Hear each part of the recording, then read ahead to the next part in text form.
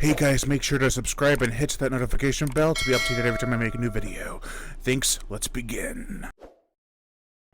Hey guys, welcome back to the channel. My name is Brian and you're watching Shark House Entertainment. Now, I had no time to even read Meg, so I had to listen to it through audiobook. I have read it before as well as up to, I think, Night Stalkers.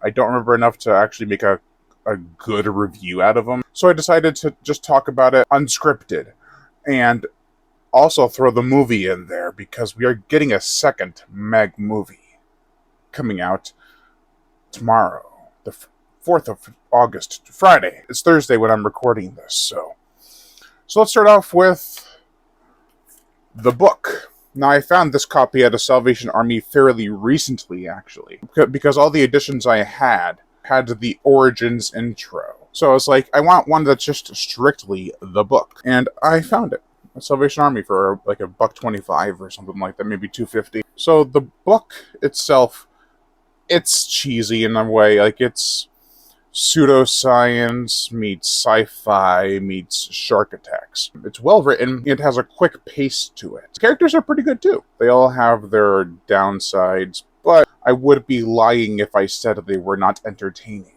The biggest praise I can give of this book is the fact that it's a Megalodon book that's pretty gnarly. Regardless of the movie and even what Steve Alten said, that the book was always meant to be a PG-13 style story, which is far from the truth. The movie should have been rated R.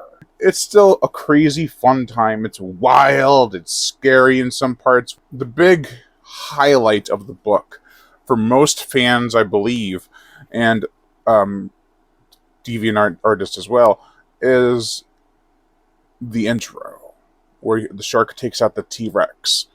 That is awesome. I can't believe it.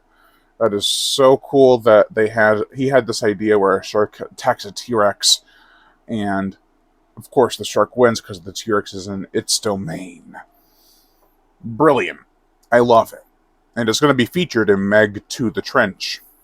Should have been featured in the first one, but I digress. The book, it's got characters that didn't make it into the movie.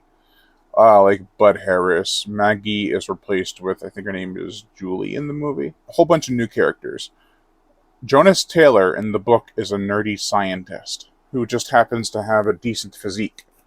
Not like a Jason Statham physique like they had in the movie The Meg, where Jason Statham is playing Jonas Taylor. Awful casting choice, but still, he makes for a fun guy to be watching try and take out a shark. Another thing that they kept out of the movie, the tagline for Meg is, if you see her glow, it's too late. The shark doesn't glow in the movie, but because the shark was in the trench, it had like a bioluminescent glow, which is, I think, kind of counterproductive, because if there's something huge down there, the Megalodon's a target. Like, if there's something bigger than the Megalodon, then they're an obvious target. Nature kind of screwed the Megalodon over, I guess. I still think this is a solid book. Minor flaws, nothing to really take you out of the book too much.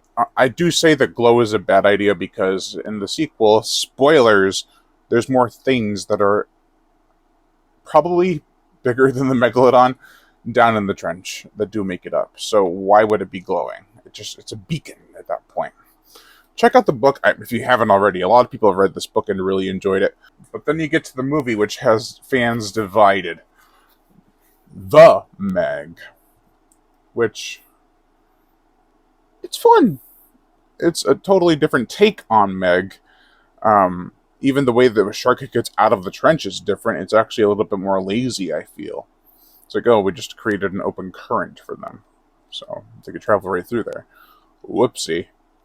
But I do like that this film takes its time with the pacing at first. So the shark isn't revealed until like 30 minutes into the film. That's a good idea.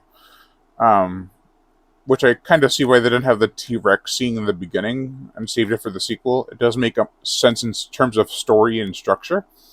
Like, you don't want to reveal the shark in the beginning and then not have it in the movie for 30 minutes. It's not going to work. The Meg understood that. John Turteltaub really kind of understood how to make this a serious yet fun shark movie.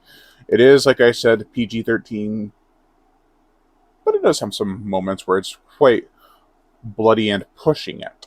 I did see a deleted effects shot that wasn't even complete, where the shark chomps down on the people on the so isolated dock, chomps down on it, and then it cuts to below the water, and you see body parts sinking down. I'm like, oh, that's awesome.